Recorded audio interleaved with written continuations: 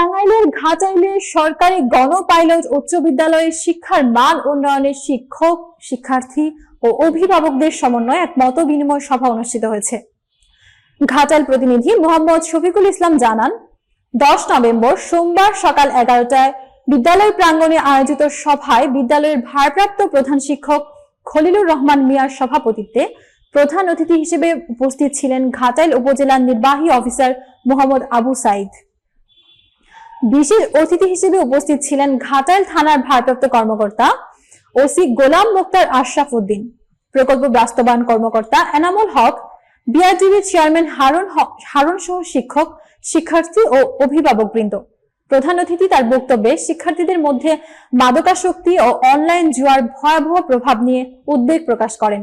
তিনি বলেন, আমাদের সন্তানদের সঠিক পথে রাখতে শিক্ষক ও অভিভাবকদের একযোগে কাজ করতে হবে।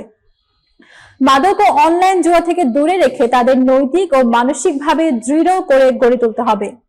বিশেষ অতিথি শিক্ষার্থীদের নৈতিকতা, দেশপ্রেম ও সামাজিক দায়িত্ববোধ গড়ে তোলার উপর গুরুত্ব আরোপ করেন।